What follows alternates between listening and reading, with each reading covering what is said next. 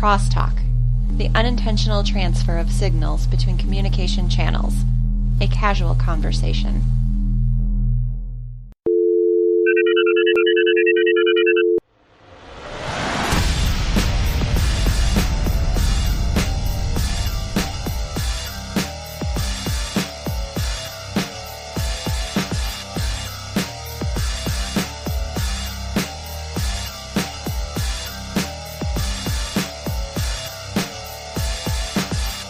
Hello world, this is Video Game Crosstalk, episode 037, the monthly podcast of gamers talking tech, science, and whatever else comes to mind. I'm your host, Anthony Rossi, and I was recently at the inaugural year of the Empire Game Expo in Albany, New York, and wow, did I have a good time. You see, this event was different from the other Comic-Cons that I've been going to in that this event was focused primarily on gaming. There was a reduced emphasis on most other pop or geek culture trends, and that space was filled by a massive gaming area where attendees could play all sorts of gaming systems going all the way back to the Commodore 64. Also, this expo had live entertainment in the main hall, including musical guests, Geek Musica, and Super Thrash Brothers, a pop-up escape room from Enigmatic Escapes, and even big treats and other refreshments by the Barden Baker Gaming Cafe. But enough of the setup, let's get into some interviews.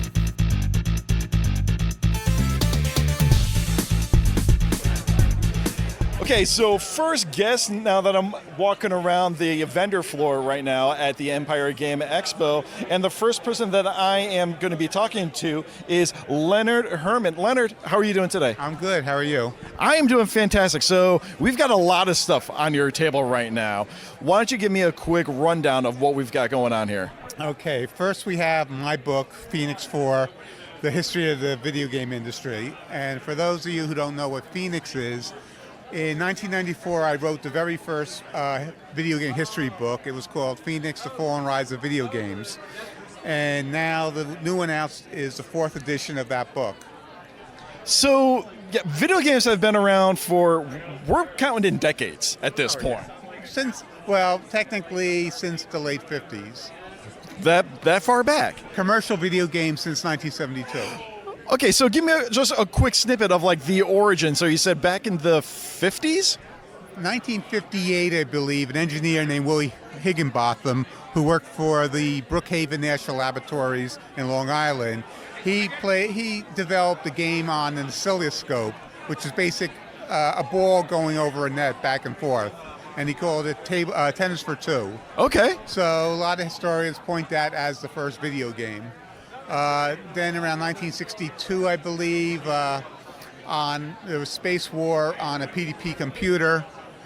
And then in 1966, Ralph Baer got the idea to hook up a device to a television set to play games. Very cool.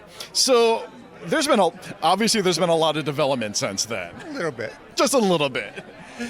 And I mean, it's one of those things where looking back, would you expect things to get to the point that they were today? Well, I can't say that. I mean, I was around when the Odyssey came out, Magnavox Odyssey 1972. A friend of mine still has this Odyssey that he bought back in the day and now has Ralph Baer's autograph on it. Nice. But yeah, you're right. I never imagined it would get to this. I remember I was in a bowling alley. I saw Pong for the first time. I said, this is the coolest thing. So you're right. I've never... And it's just the simplest little thing. Two people just spend some time together with a friendly little competition type of gig. Yeah, at a bowling alley. Exactly. And now we're at a full video game expo. I mean, there's fans all over the place from various generations even of the different consoles. What has it been like just to witness this type of development in an entertainment medium? It's pretty cool to say I've almost been there since the beginning. And it's like, take any other entertainment industry, say movies.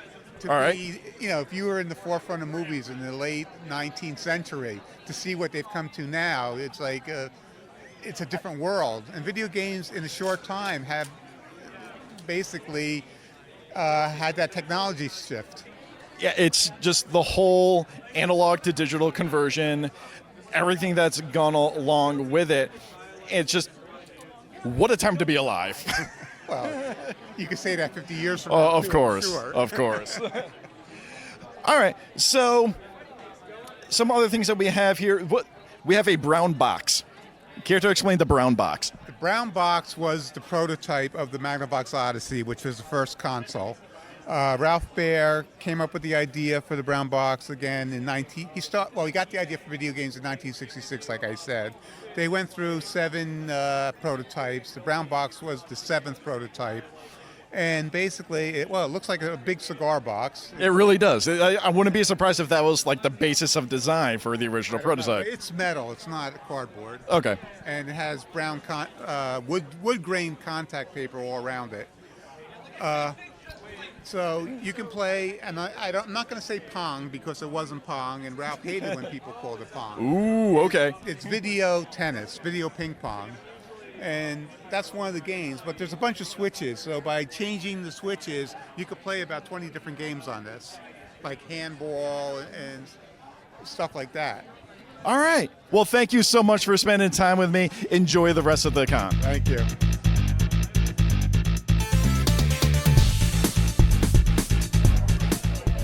And next up on the list, I am now with Ye Old Dicey Goods. And who am I joined with? Zach. Pleasure to meet you, Zach. Give a quick rundown of what we have on the table. Well, we range mainly in tabletop gaming stuff like Dungeons & Dragons, so we've got anything from dice all the way to props and anything in between that you could think of. So I see a few things of note. We have some chainmail dice bags. Correct. We got chainmail dice bags, chainmail bracelets, and a few earrings too as well. Yeah, I got a nice little setup of all tiny little D6s for your earrings. And I mean, so I've seen a bunch of chainmail goods at various cons and Ren festivals and stuff like that. How many hours of labor does it take to produce one of these bags? On average, I would probably say it takes her about... It takes this person over here. It takes my cohort about, 5 hours if she's not interrupted. I'll say at most 8, a whole day could do it. Yeah. And I think that's kind of shines light on like how time-consuming certain crafts are to produce these things. Like I'm looking at it and it's a dice bag, and I would imagine a lot of people just kind of assume it's a dice bag, but the physical act of bending and cutting and interlocking all the individual little bits and pieces is a little on the time-consuming side. Correct, yes. I mean, even our dice towers that we have, these alone take me upwards of 10 hours to do. Yeah, so when you're purchasing crafts that are handmade, there's a lot of time and effort that goes into these little things. Correct, yes. So what about these little crates we have here? So these are for go ahead, you explain. Well, these are just more of like little props for Dungeons & Dragons or any other type of tabletop gaming. Very simple, very basic. You got crates that could go with boats, tables that could go in taverns, or they could use them as barricades. Just simple things that could, spice up your table game. Gotcha. And we have a few magnets over here, and so I'm enjoying some of the little sayings on here. So we have a magnet that has a 1 on top with the saying, well, crit. And one that has a 20 that says, oh, crit. So we like to be a little punny with our stuff. Oh, let the puns fly. Love the puns. Love the puns. And yeah, these dice towers are looking pretty, very, very medieval. These are definitely towers and not just a little. Well, I want to say not just a little box that stands on end, but that, again, is diminishing the work that other craftspeople put into them. But these are legit stonework with moss on them. Explain these dice towers. Well, these towers are made out of EVA foam and hand-carved with a wood-burning tool. And very put together, basic painting. And then the moss was a little extra touch that I decided to add in, kind of give it like a little abandoned feeling that you bring it to the table and everyone's going to be like, oh, what the heck is this? And they also detach from their bases, so if you needed to use the tower as like a prop or something, oh, nice. You can do that as well. All right. Well, thank you so much for taking the time. Do you have any social media contacts I can throw out there? We are on Facebook and Instagram at Ye Old Dicey Goods on both. All right. Thank you so much. Oh, I already forgot to ask my last guest this question. I ask every guest, every person I talk to, the same question: coffee or tea? Oh, coffee. How do you take it? Cream and sugar. All right. Ooh, hold on. I'm going to go back over here. One more time, coffee or tea? Tea, And how do you take it? cold, with, it's like a hibiscus passion fruit over ice. Very particular. And really quick, your name is? Kayla Fessinger? And you are also with the Ye Old Dicey Goods as well. Yes. You're the one who does the chainmail? I do the chainmail, the earrings, basically pretty much the metal work. Metal work. Metal, so metal. All right. Thank you guys so much. Thank you.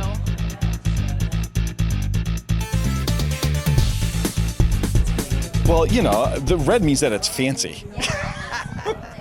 So now I am with Ronnie Greenblatt. Ronnie, how are you doing? Very good. So I just sat in on a panel of yours not too long ago, and we discussed your, I guess I'll call it adventures in gaming art? Yes, adventures in gaming art. And most notably, the art direction and creation for Parappa the Rapper. Yes, that's right. And it was actually a pretty fascinating story. So how long have you been doing just your own art? Since I was 3 years old. Fabulous. And just started with a crayon and just never put the markers down. Basically, that's true. So did you go to school for art as well? Yes, after high school, I went to the School of Visual Arts in New York City. Awesome. And your art style is very illustrative? Is that the... Yeah, you could call it that. Okay. Well, because I feel so bad, and it sounds diminutive if I say cartoons. I love cartoons. It is cartoony. Okay. How about cartoony?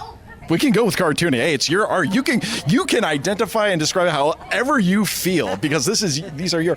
But you didn't exactly set out to be the creator artist for Parappa the Rapper. They actually came to you, correct? Right. That's right. They came to me. So just a quick recap for the podcast. Like, how exactly did that all come down? All right. So originally, I had an agent, and it's a long story, but he got me a job working with Sony in Japan, a company called Sony Creative Products, which is a licensing company. Okay. To make cute character products. And that's how I got into it. And then it turned out that Sony PlayStation was being born, and they connected me with a guy who was making this rhythm game. And the rest is gaming history. It really is. It really is. And it's just so the way that the story came out, that is so unexpected. Like, did it take you by surprise as well? Yeah, I was very surprised. Pleasantly, I'm sure. Well, we didn't know really what PlayStation was going to do or what kind of audience it would have. It was all kind of new. So it was exciting. It was very fun. Sounds very exciting. Yeah. I'm going to make cute, cartoony characters for a rapper game. Yeah. Produced in Japan. Exactly. It all didn't sound like any of it made any sense at all. But then I thought that's probably a good sign. And isn't that the way like a lot of creative explosions happen? Like, we're going to take a bunch of random things, seemingly random things, throw it together, and every once in a while something just pops. Yeah, that's how this was. And there were so many talented people on the team. That helps a lot. Oh, I'm sure it does. Absolutely. So you're still doing your art outside. Care to describe that a little bit? I am making my paintings and sculptures. I am running my little shop in Catskill and having shows in galleries these days. That's what I've been doing.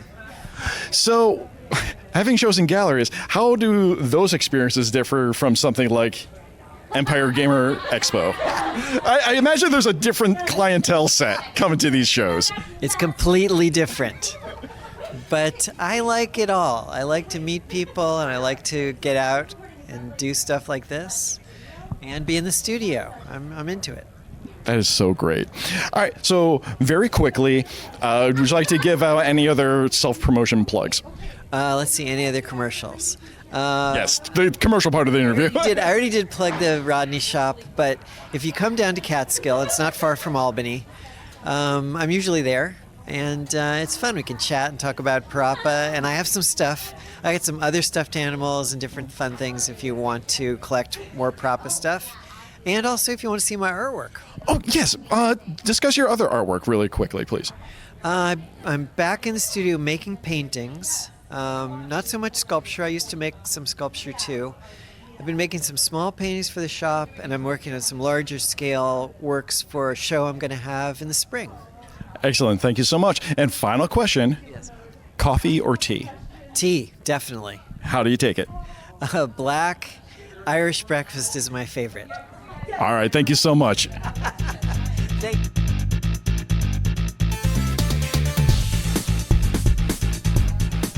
All right, and through random happenstance, I just met up with another YouTuber. Hello, would you like to introduce yourself? Yes, hi, my name is Luna TK, and that's the name of my channel. All right, so that'll be the YouTube channel? Yes. All right, do you have any other we'll get to the socials later. So what brings you here to the Empire Game Expo? So it was totally spontaneous. Probably about less than an hour ago, I was recording my own podcast with my friend Michelle from Heart Panorama, and we were recording our bi-monthly Sailor Moon podcast called Moonylicious. Nice. And right as we were wrapping that up, my friend Danya texted me. She's like, so I'm at a convention thing, and the actresses from Miraculous and Sailor Moon are here. And I was like, where? How long can it take for me to get there? And when are they going to be there? And I'm on my way. Yeah, basically, I was like, I will be there in 20 minutes.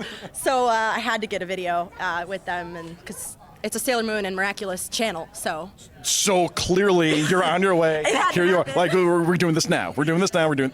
Yes, 100%. Like, and I was literally just shaking. I was like, because Venus is one of my favorites too. So. Oh, all right, very nice. Oh yeah. And I just happened to be, I just finished talking to Ronnie Greenblatt over to the side, and suddenly I see someone is getting audio for their own like channel. And I'm like, I need to be quiet. Like, I don't want to disrupt their audio. I mean, I've got a unidirectional mic right now, so the vast majority of background noise is canceled out automatically. You're using a cell phone, it's like, I need to be quiet. Well, thank you. That was very kind. But I try to be supportive of the community. So, I've been enjoying the con so far. Well, I literally just got here. Oh, did you? Okay. I literally booked it up the stairs. I was like, okay, I gotta go. But so far, it's been fantastic, and I'm like still shaking with excitement. So breathe it out. Breathe. Okay. All right. So I'll just wrap this up then, so you can get to enjoying the con. There's so much stuff to do here. There's so much stuff. What are some socials you like to post out or plug? Okay, so you can actually follow me at LunaT93 on Twitter. I also have a Facebook page by the name of LunaTK and Discord. And I actually just started making an Instagram. There's nothing on it yet, but I'm definitely going to be posting some clips. Oh, we'll get there. That's the thing with content creation. It will get created. Just give me some time. Yep, exactly. All right, and final question. Coffee or tea? Tea. How do you take it? I like it with honey and lemon. Excellent. Thank you so much. No problem.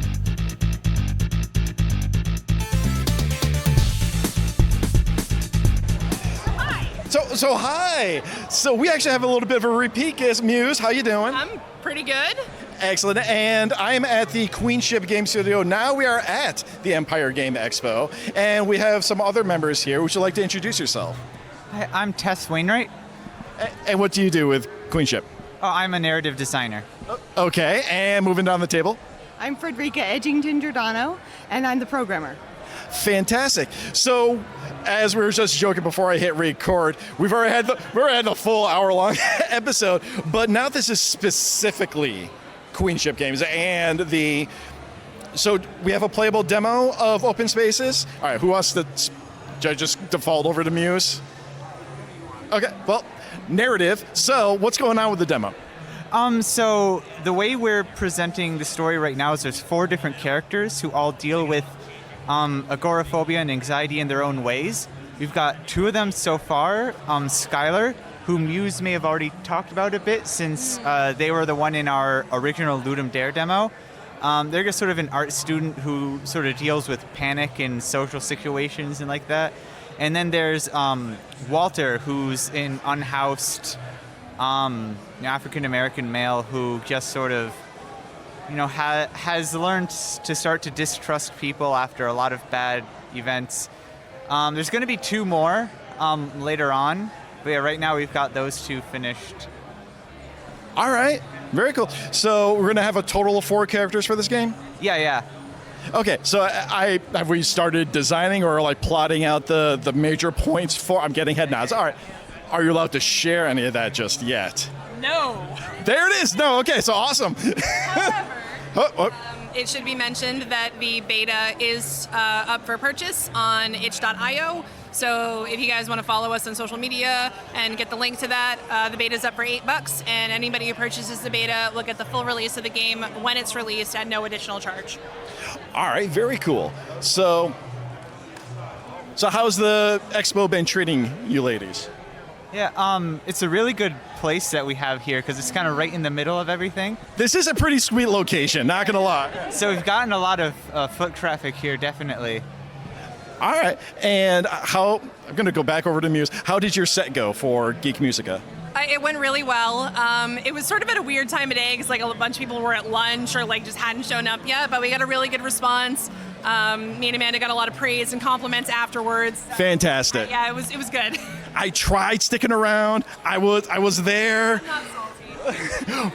But Jacob was flopping, and he was the cuddly type that meant like he was like falling asleep in my arms type of thing. And if I did not get him home quickly enough, bad things are going to happen. And in fact, quick story, he did turn into a little bit of a demon when we got home.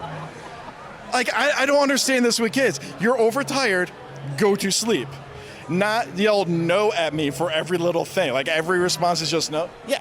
So it's like, do you want to go to bed? No. Do you want your blanket? No. Do you want to play with it? No. Do you want some goldfish crackers? Yeah. I feel you, little. Always works. I feel you, little homie. I feel you. All right. Thank you so much for speaking with me.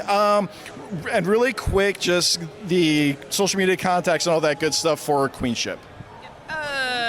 Facebook.com/Queenship Game Studio, Twitter.com/Queenship Games, and if you just look us up on itch.io. I don't remember what the link is. We'll figure it out. Yeah, but yeah, just Google us. All right, and for you two, I asked this question to everyone: coffee or tea? Tea. How do you take it? With milk. All right, and you? Honestly, neither. Okay, we're done here.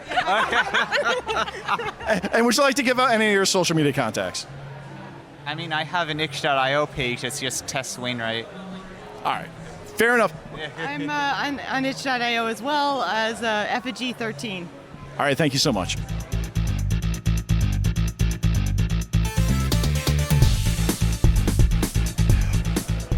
All right, before we go any further with discussing what we have at this table, I had to press record real quick. And now I am with Rumblecade Games Studio? Yeah, Rumblecade Games. Rumblecade Games, and I am speaking to... Jason. Hi, Jason. Hi, how's it going? It's going pretty good. How's the con been treating you so far? It's great. I really enjoy all the people coming and trying out the games and giving me feedback. I'm learning a lot and having good fun. Excellent. So we have one game set up right now for people to try, and it is called Double Down Dungeon. Care to explain that a bit? Double Down Dungeon is a roguelike RPG where you hack and slash enemies until you find a chest, and then you choose to take that treasure or double down to get a bigger, better, badder treasure lower down in the dungeon. And how many times does this mechanic stack? You can stack it as long as you can stay alive. Really? Yeah, but if you die, then you lose everything. Okay, so explain how, do you get like a certain number of some type of in-game currency? Do you get gear? What do you get in this chest? We're in the progress of development. We're a couple months in, and we need to figure out what's going to be most fun for players. Maybe we'll have a couple of different ways that you play Double Down Dungeon. Maybe it's procedurally generated, or maybe we design levels so that you go to the health dungeon and you can build up your health of your character and let the player create the type of character they want to create. But if you take a treasure, you can bring that back to Double Down Town, and you can then start again and have those, like, your character leveled up. Okay. Interesting.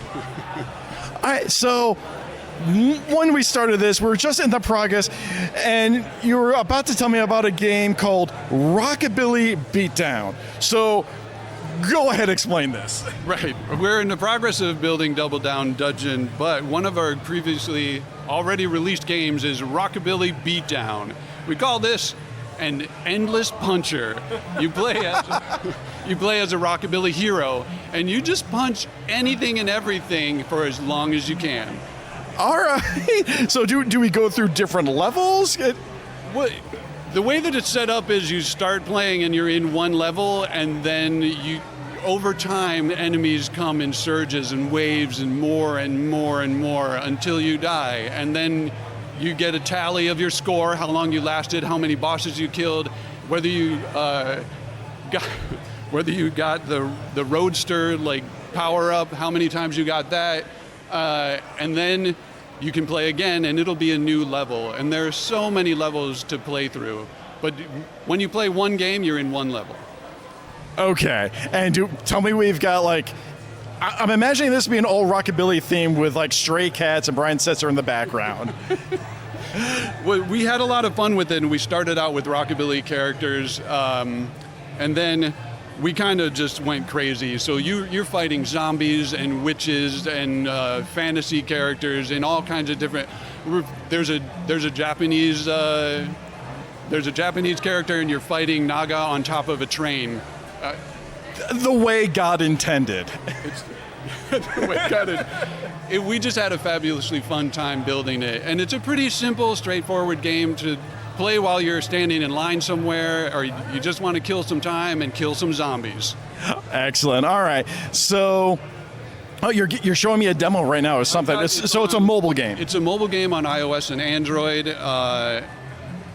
And it's ready to go. We do an update about once a year, sometimes twice a year. We like the Halloween updates. Oh, sure. And I've already seen a pompadour and a cut-off denim vest, so we are there. We are in Rockabilly World. Yes. Ace Knuckles. Ace Knuckles. We got Kimber Killjoy as our main hero, but there's also Ace Knuckles and Bruiser McFist.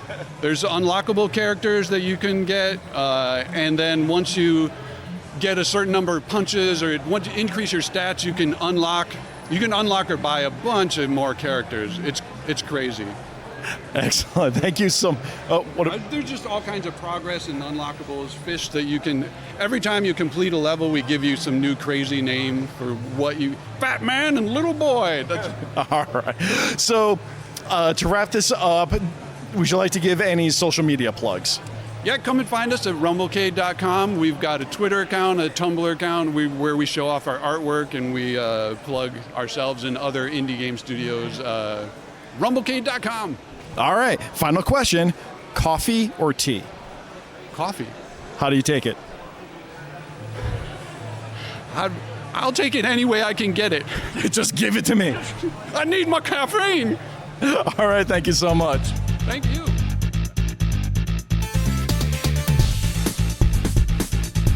That's basically all I'm going for. So now I am with the co-founders of the Tech Valley Game Space. I've actually mentioned you guys several times on the podcast already, but it is a pleasure to finally get to talk to you in person. So if you could just introduce yourselves.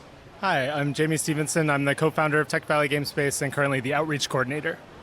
Hey, my name is Taro Mia, co-founder of Tech Valley Game Space and executive director. And you again. I'm actually not a founder, but I've been very involved with TVGS. I'm Frederica Edgington Giordano. Once again, Frederica. So yeah, I just talked to Queenship earlier, and I got to get some audio from. So big old fun community. All right, so we'll start by explaining what do we have on the table right now.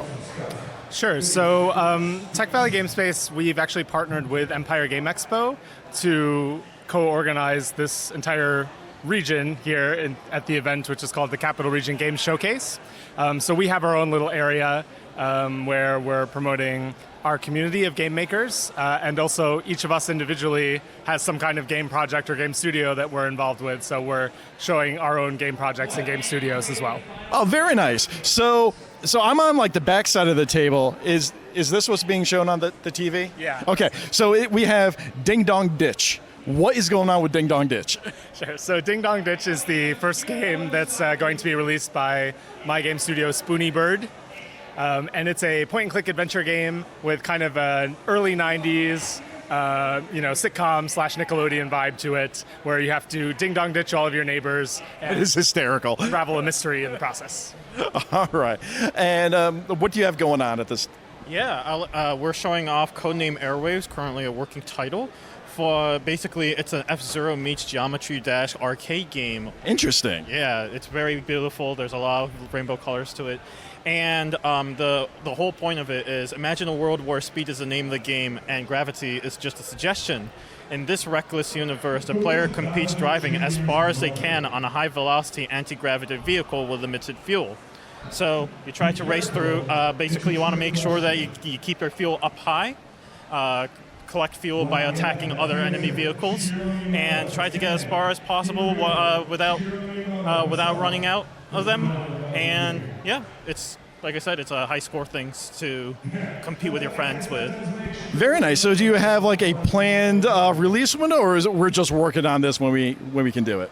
It's currently we're working on this the best we can right now. I totally get it. I mean, this is a community-based like game development makerspace. That'd be the correct way to phrase it? Yeah, I mean, I've been described it as, so we're a community of game makers of all experience levels who come together to support each other. And we collectively run a nonprofit organization with the mission of encouraging and enabling everyone in the capital region to create games. So we're working together to build a more accessible, thriving game development scene locally. And game development takes a long time. Like, what? Yeah, I get it. I've spent enough time in the corporate world to understand probably a little bit more than your usual punks on the internet, if I may be so bold. And Frederica, what do you do here? Well, at Tech Valley Game Space, I'm actually involved with a lot of the educational programs. I run the Beginner Game Design Orbit Group, which is a free program every Saturday morning at from 11 to 12:30. I teach anyone who walks in the door how to make games. I can get most people started in about an hour making their own games. But it is a first step. It's not like, you're going to be like making AAA games, but it's really rewarding to do that. Okay, I mean, once again, that goes back to my previous comment of like, this takes a long time. You don't just like click a few buttons and like your entire background is created. All your sprites are created. Or your dialogue is just magically, I'm sure we'll get to that point, but, praise be to Adobe. But yeah, there's a lot that goes into it. So we're just getting the introductory level stuff.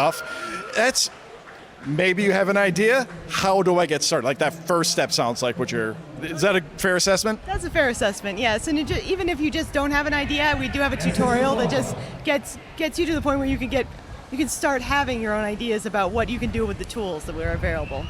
That's another thing. So I have learned on the fly how to use all my editing software. A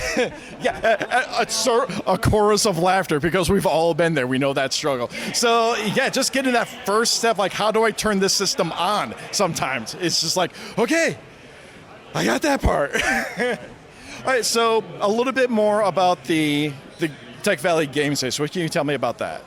Like there is, please correct my terminology, membership tiers? Is that the right way? Yeah, so we're a member-supported organization and also volunteer-driven. So we have paying members. We actually just have really one primary tier at the moment for co-working. We also have a Patreon that has, you can pay different levels to support us via Patreon. Fair enough. Appreciate. But generally, yeah, we have the one tier, which is just the monthly payments, and then you get full access to the co-working space that we collectively manage in Troy. And yeah, so that's just a shared office that a lot of local game makers use. And it's just a fun, creative space. If you're trying to make a game from home and feeling kind of isolated and want to be around other creative people and kind of get energized by it in the way that I do, then it's a great place to just work on your creative projects. All right, and quick note, they are doing Geek Trivia right now in the background, and they have a really loud PA. We'll see how the audio works later on. But thank you so much, guys, for giving a few minutes of your time. I'm going to go around the panel real quick if you want to plug any social media contacts you may have. Sure. So I would say, first of all, for the Game Space, you can go to techvalleygamespace.com. Certainly can follow us on the Twitter and the Facebook and all of the social media places. We're TV Game Space on Twitter, facebook.com/Tech Valley Game Space, and other social media sites. We're generally Tech Valley Game Space most places. And then my game studio is Spoony Bird. And again, at SpoonyBird on Twitter. Check us out and look forward to Ding Dong Ditch coming out later this year. All right, and Taro, what about you? I want to give a quick shout out to our YouTube channel, youtube.com/c/TechValleyGameSpace. It has plenty of content in regards to lessons prior that was taught about various different game-related tools. For our game with codename Airwaves, you can find more information at omiyagames.com. That is spelled OMIYA Games. You can also find us on Twitter at Omiya Games and Facebook at Omiya Games as well. All right. I'd like to plug on our website. We do have a lot of tutorial information if you click on the Learn link. So if you go to techvalleygamespace.com, click on the Learn link at the top, you'll see like years of content from our lesson nights. All right. Nice. Okay. And final question. I think I've already asked you this question, so you know what's coming. All right. Last question of every interview. Coffee or tea? A little too much coffee. I'm trying to sort of dial it back. And how do you take your coffee besides in large quantities? Lots of sugar, lots of cream. All right. And you? I take option C, water. Okay, and we're done here. Thanks for talking.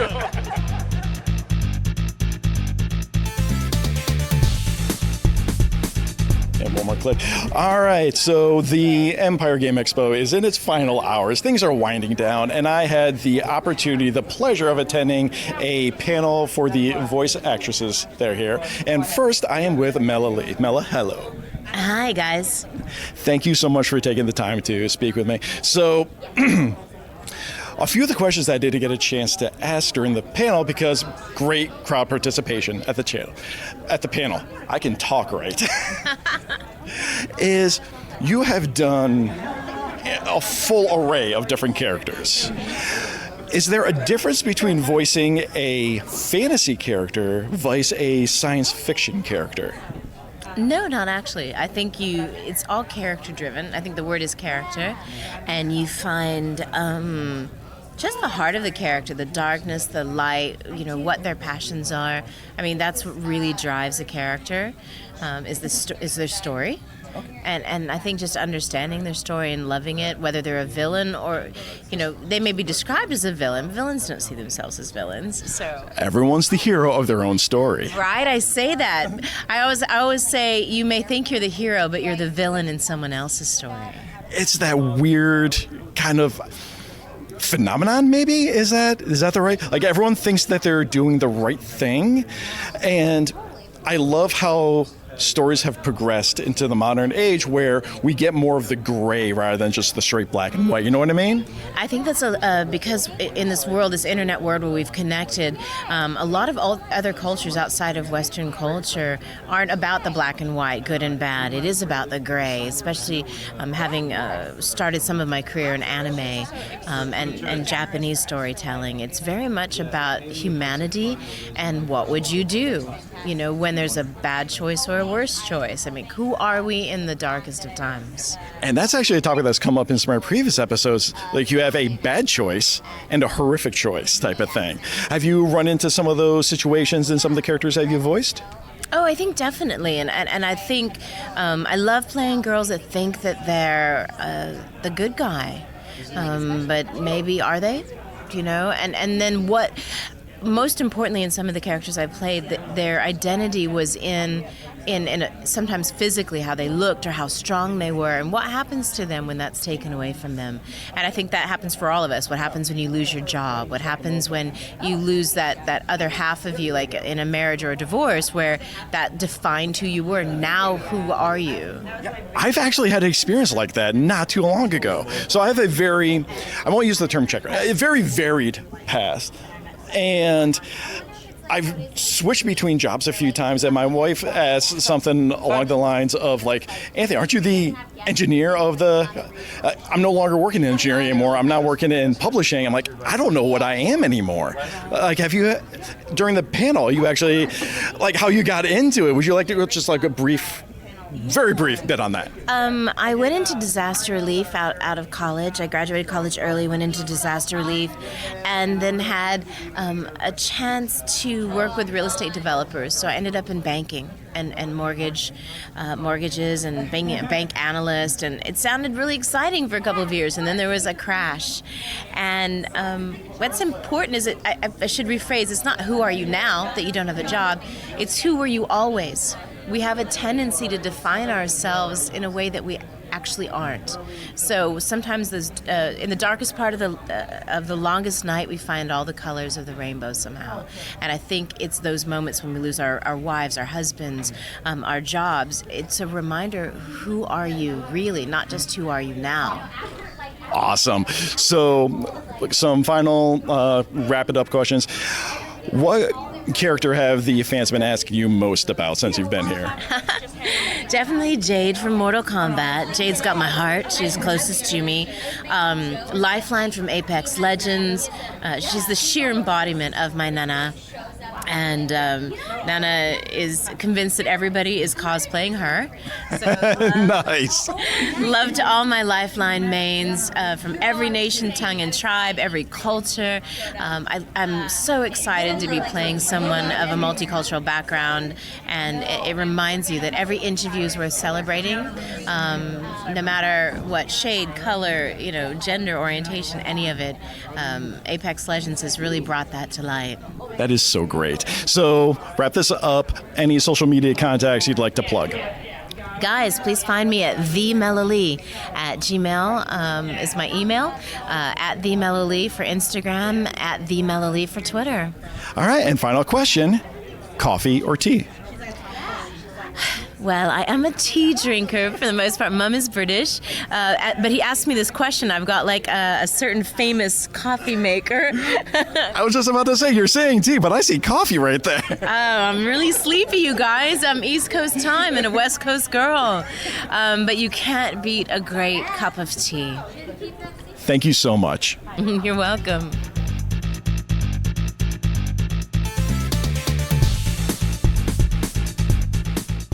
Okay, so as I said, final hours of the Empire Game Expo, and I've moved over on the special guest table, and I'm now with Cher Amelie. Cher Amelie, how are you doing so far? I am doing well. How are you? Fantastic. So, also with Mela, I was able to sit in on the panel talk for the acting, and a few follow-up questions, because we had a packed house, a lot of good questions coming out, and the question to you, do you approach the character design or anything like that differently when voicing a fantasy character versus a science fiction character? For me, it always comes from a place whenever I'm asked to work on a project and I'm lucky enough to have the opportunity. I approach each character from a human place. It doesn't matter the genre that I'm in. Like, what are the circumstances? Who are they? What is their background? It could be for on camera, voiceover, even in industrial. Like, what are the things that I'm doing? Who is the human being that I'm embodying? And I don't really consider where they fit in the genre. Just who are these people? I honestly was not expecting these answers, and I love that I'm wrong. Type of you know what I mean? Sure. I love that I'm wrong. I thought there's going to be some type of different approach to fit within the genre, but no, it's case by case, character by character. Yeah. That is so cool. All right. During the panel, you mentioned it's really weird coming from in front of the camera to doing voiceovers, voice acting. And could you expand on that a little bit? What is it like going for a role where your personal appearance has nothing to do with the actual performance? Yeah, I mean, it's a little bit more liberating. I can play a wider range of characters. I can play different body types that are not like me, or different ages. I mean, I could still go in and play like a 4, 5, 6-year-old, even though I'll be 31 next week. So that's pretty cool, and that's very liberating. I've also gotten to play soldiers and very strong, really intimidating women that I, at 5 feet tall, just naturally and physically do not embody. So you're saying at 5 foot you don't have an imposing visage? Not always. So that's been really cool. But at the same time, now I've started doing more motion capture. So it used to be like, it doesn't matter what I look like when I do voiceover, but sometimes it does. I've had people, while I'm doing voice work, they put the sensors on my face and they want to capture my face while I'm doing it. Or like when I worked on Call of Duty, they did my whole likeness, and when I worked on Horizon Zero Dawn, it was the same thing. So I had to do a lot of physicalization for that, and it was really cool. So it was like bringing in my experience in theater and my dance training and my stunt training, bringing that into voiceover. Stunt training? Yeah, I've done a minimal amount of stunt training. I did a lot of dance growing up, and so then was like, well, I'm going to do some fighting training, and so I did a couple fighting workshops, and then I was working on an episode of Chase with the amazing stunt team that did Walker, Texas Ranger, Aaron Norris and Eric, and they said, hey, would you like to do your own stunts for this scene? And so I got to do this whole scene. I took like 6 squibs in the back and 6 squibs in the front and had to do this crazy fall while I was running. And after that, they were like, you should really start doing a little bit more of that. So I want to get back into it. But that was a lot of fun. So now bringing all of that in to doing voiceover and doing on-camera stuff, and it's just been a wild ride. So whenever anybody says, what should I do to be a voice actor? I'm like, take as many classes in as many facets, because you never know when someone's going to say like, hey, that on-camera training is going to come in handy for this motion capture, or this stunt training is going to come in handy for this motion capture, and you want to be ready for anything. You are a one-woman wrecking crew, and I mean that... And I mean that in the most, complimentary way. Well, thank you so much. Thanks. So, through the course of this expo, what have the fans most been asking about as far as the array of characters you've done? Ooh, there's been a lot of love for Makoto in P5, a lot of love for A2 in Nier Automata. I got some love for Judgment, which just came out, which was awesome. Still Borderlands, everybody loves Borderlands. There's been a lot of Fire Emblem stuff. A couple people were excited about Call of Duty, which was exciting. So yeah, you never know what you're gonna get. Some shows people really love. Fairy Tail, Sword Art, and then 1 or 2 games, and sometimes they just dig all the games, and it's interesting that different areas gravitate towards different titles. Well, yeah, I guess that's why we come out and do these constant expos, right? Because you get all walks of life up here at these things. Absolutely, it's always fun. All right, so wrapping up, any social media plugs you'd like to make? Yeah, sure. I'm on Twitter at Cher Amelie, and I'm on Instagram at CLKstar, and then on Facebook it's just Cher Amelie. And I post new projects that I am allowed to talk about. Right now, most of the stuff that I'm working on every day is I'm under NDA for, so hopefully I'll get to talk about some of that stuff soon, because there's a couple projects I'm insanely excited about, and I just got to keep it close to the chest, as hard as it is. Well, I mean, I've spent too much time in the soul-crushing corporate world, so when people say NDAs, I'm like, it's fine. Business got a business. We're not digging into that. I've even gone back into my podcast and hey, we're going to clip that awkward moment. And we appreciate you going to the extra mile to make sure we're safe. We appreciate it. Lawsuits are not fun. No, and I don't have the money to back that up. No, neither do we. Are there any upcoming projects you are allowed to talk about? Gaming-wise, no. But I can talk about, I'm working on more Fairy Tail, more Sword Art's coming soon, more Sailor Moon is on its way, and then I worked on an anime called Cells at Work, where I play Red Blood Cell, which is a fun, tale about what it's like for the parts of our body as they're trying to do all of the things that keep us alive, which is pretty fun in a comical sort of way. Can't wait. Okay, final question. Coffee or tea? Oh, both. Both? Yeah, but lately I've been doing decaf, so I love decaf coffee. There's one that has a little bit of French vanilla in it, which is awesome. But if I have to choose, I would probably... Tea is great. Tea heals my voice and it keeps you hydrated. Coffee dehydrates you a little bit. So if I have a big day of sessions, it's always tea. Thank you so much. Thank you. And that is all the time I had for this event. Unfortunately, I was not able to grab audio from all the great people I was able to talk to, so a quick shout out to Clarion Games, Bork Studios, Mothchild Cosplay, Relic Games, Swiss Army Scorpion Podcast, The Evil Geeks Podcast, Singularity Game Studios, Necomore Studios, and Console Yourself Soaps. Links to all these and, of course, the interviewed guests will be available in the show notes on videogamecrosstalk.com. In the meantime, don't forget to like, review, and subscribe to this podcast and give this episode a share all over your social media accounts. Links to all of my social media accounts can be found on the webpage, and I can be found pretty much everywhere at Hypersyntax, HYP3RSINT4X. And in the words of Alan Wake, if our lives are already written, it would take a courageous man to change the script.